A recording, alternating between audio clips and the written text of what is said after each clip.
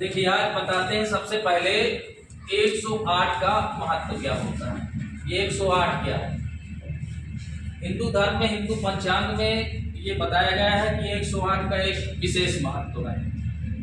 हर माला में 108 सुमिरनी माला जो होती है, 108 बीट्स होती, गुड़िया जो होती है 108 होती है पहली बार।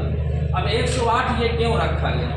तो आपको मैं एक गूगल में देता हूँ, आप सर्च करिए जाके। तो जब आप सर्च करेंगे तो आप पाएंगे कि 100 जैसे सूर्य से अब पृथ्वी के बीच की दूरी सर्च करो, सूर्य से पृथ्वी के बीच की दूरी सर्च करो। इसके बाद सूर्य का व्यास सर्च करो, गूगल में आएगा।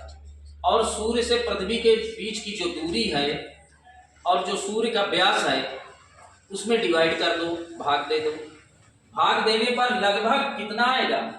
108 आएगा। ठीक। इसके बाद दूसरा होमवर्क है, पृथ्वी से चंद्रमा के बीच की दूरी सर्च करो। पृथ्वी से चंद्रमा के बीच की दूरी और फिर चंद्रमा का व्यास, फिर चंद्रमा के व्यास का भाग दे दो पृथ्वी से चंद्रमा के बीच की दूरी पर, तो भी उत्तर उसका आएगा लगभग 108। तो हमारे पूर्वज क्या करते थे कि 108 बार यदि हम किसी ईश्वर का या किसी का नाम लेते हैं 108 बार, तो हमें सूर्य की ऊर्जा की, दिन में अगर लेते हैं तो सूर्य की शक्तियां प्राप्त होती हैं, रात में लेते हैं तो चंद्रमा की शक्तियां प्राप्त होती हैं। तो चंद्र और सूर्य जो कि वास्तविक देवता हैं, प्रत्यक्ष देवता सूर्य है, सूर्य से बड़ा कोई देवता नहीं है, उसी से हमें ऊर्जा मिलती है, सब कुछ मिलता है। तो एक तो ये मतलब हुआ 108 का। अब देखिए दूसरी चीज है, हमारे यहाँ राम राम बोला जाता था। ये राम का मतलब दशरथ के पुत्र राम से नहीं है, उससे पहले भी लोग राम राम बोलते थे।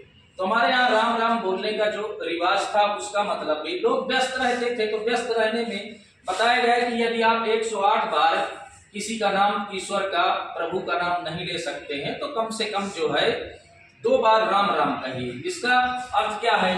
राम और राम।